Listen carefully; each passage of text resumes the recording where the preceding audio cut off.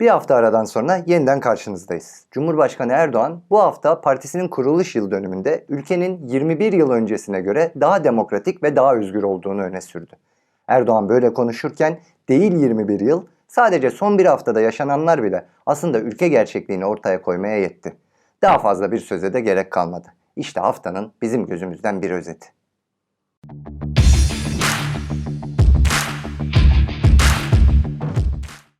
In Aydın, a lawsuit was filed against 11 People's Democratic Party member women on allegations of terrorist organization membership and making propaganda for a terrorist organization.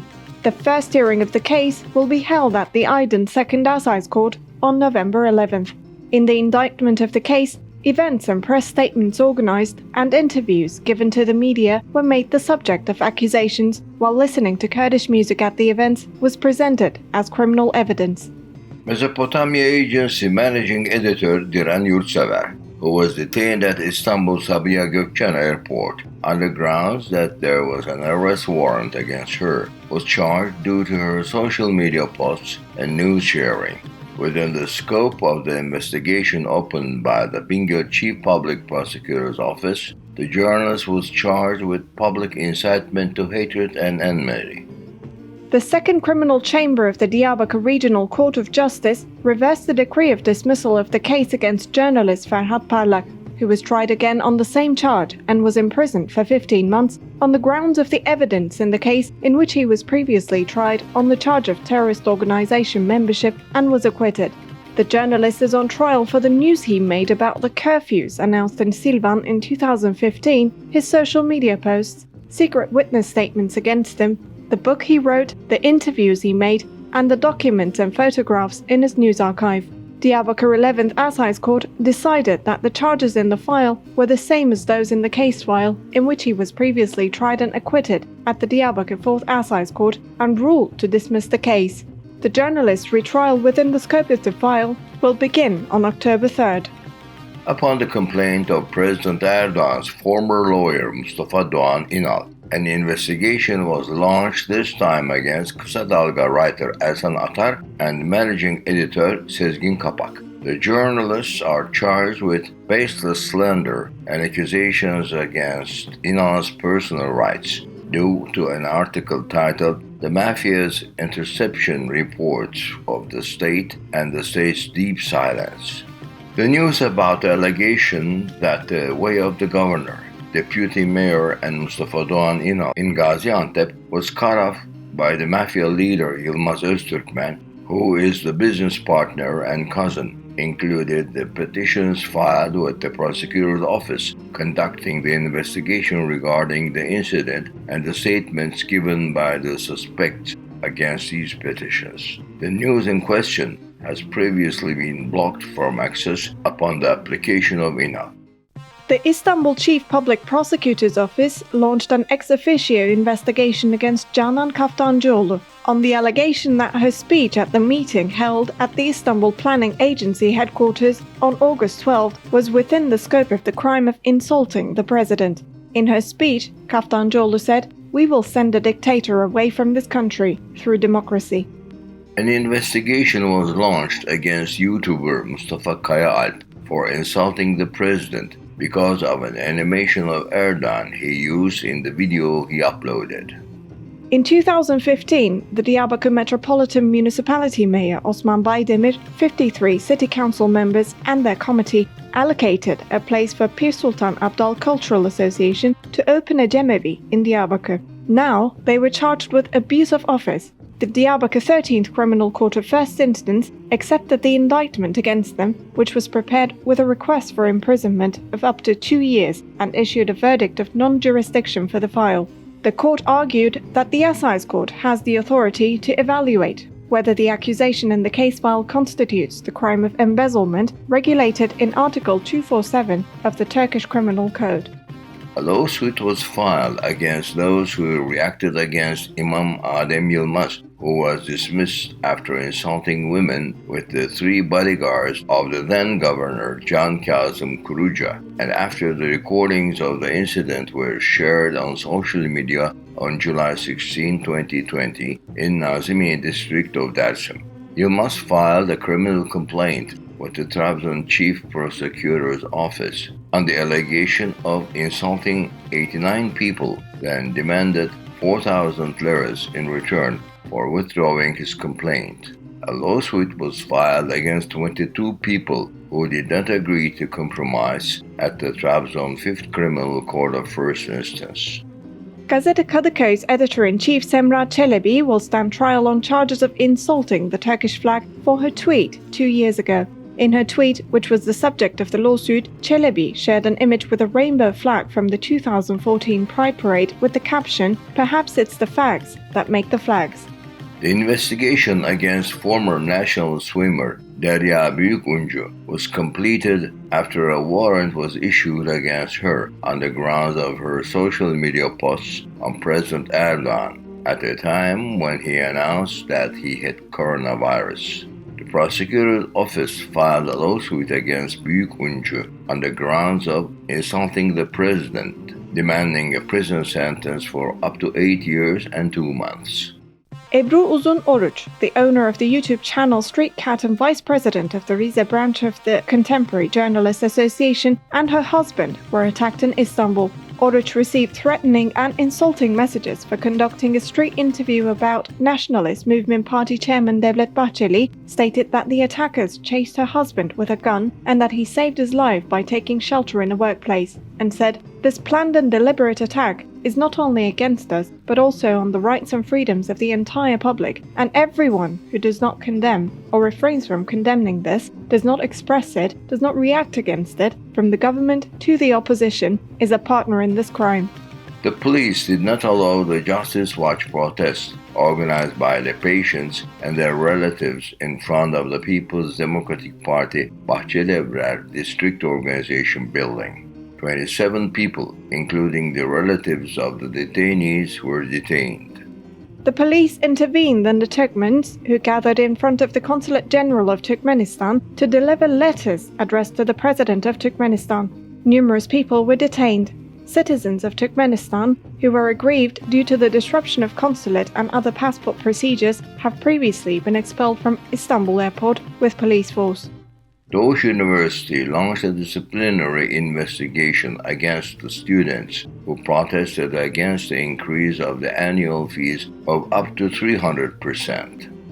Protests and events such as meetings, demonstration marches, and press statements in Hakkari and Mardin were banned for 15 days. In both cities, the bans have been maintained by the governorates for more than 3 years without interruption.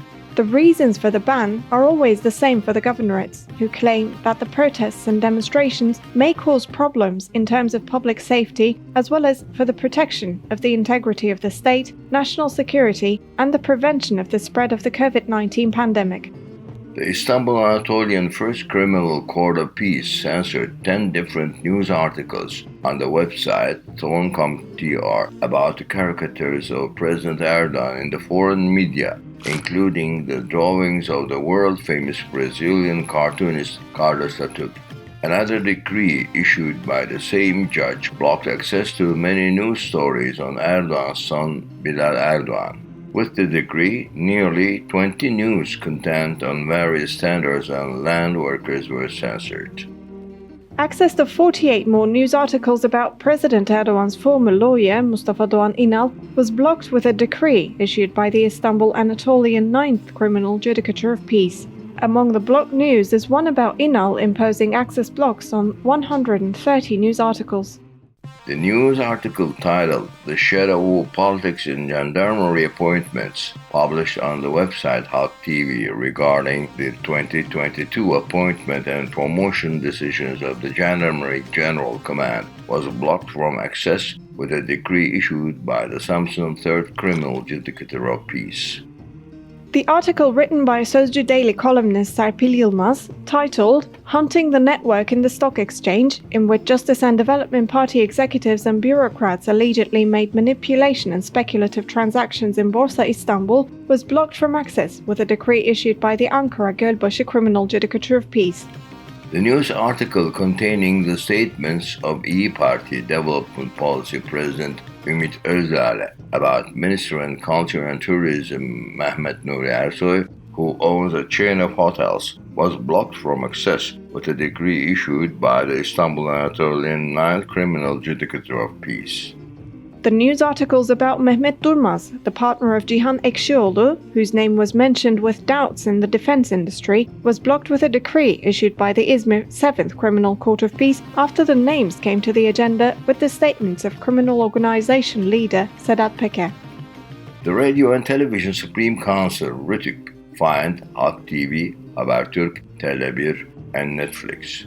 According to the Supreme Council, the evaluations in the program called Medya Mahallesi, which was broadcast on Halk TV, humiliated President Erdogan, and Tele1 channel did not comply with the broadcast ban regarding the death of cardiologist Ekrem Karakaya, who was murdered on duty. Habertürk was penalized after the complaint of the Religious Affairs Directorate for the evaluation of Prophet Moses in the program called Teke Tek. Netflix, on the other hand, was penalized with catalog removal due to the animation Jurassic World Cretaceous Camp, which was previously targeted on the allegation of promoting homosexuality. Music platform Spotify was also fined by the Supreme Council. The Radio and Television Supreme Council, RTÜK, which imposed penal sanctions on the titles of playlists, stated that the playlist names insulted national moral values, the president and the state authorities, and made propaganda for terrorist organizations. The council decided to remove the related playlists and podcast content from the platform.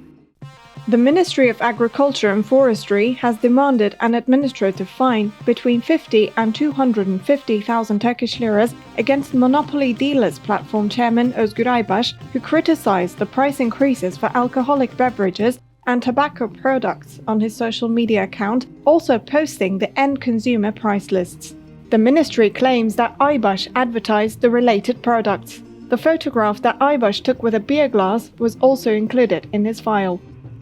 The Monitoring Association for Equal Rights has published the Peaceful Assembly and Demonstration Monitoring Bulletin, which includes quarterly data between April and June 2022. According to the data shared by the association, at least 79 peaceful meetings and demonstrations were intervened in Turkey in 3 months, and at least 1,299 people were detained during these interventions.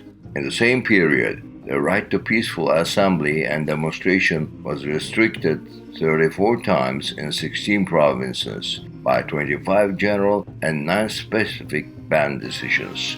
15 of the ban restriction decrees were repetitive, whereas Hakkari was a province with the highest number of ban decrees, with 6 general decrees in 3 months. Hakkari was followed by Mardin and Van, with 5 decrees issued each, and by Istanbul with 4 decrees. Thus, interrupted bans have been ongoing for more than 3 years in Hakkari and Mardin, and for more than 5 years and 7 months in Van.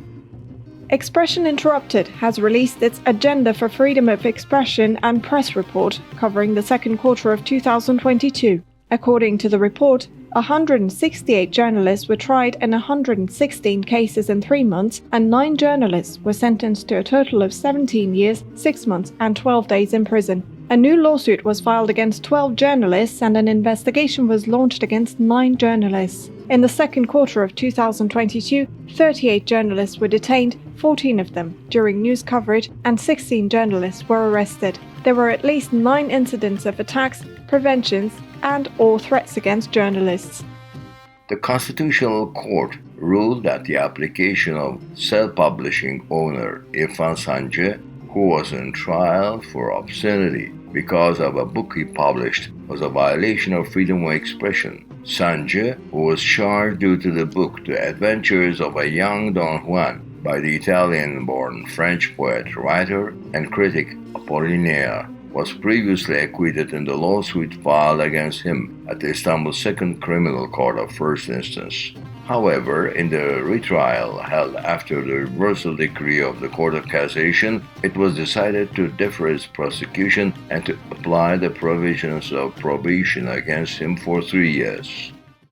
The High Court also ruled a violation of freedom of expression in the application of Kadri Erol, whose employment contract was terminated due to the pressures of the subcontracted workers and social media posts about the managers of the agency while he was working at the Kütahya Public Health Directorate under the subcontractor company. Regarding Erol, who was also the chairman of the Public Subcontracted Employees Association at that time, the Constitutional Court said it should be accepted that the views he will express on issues related to subcontracted workers also cover social issues as a requirement of his duty as the chairman of the association.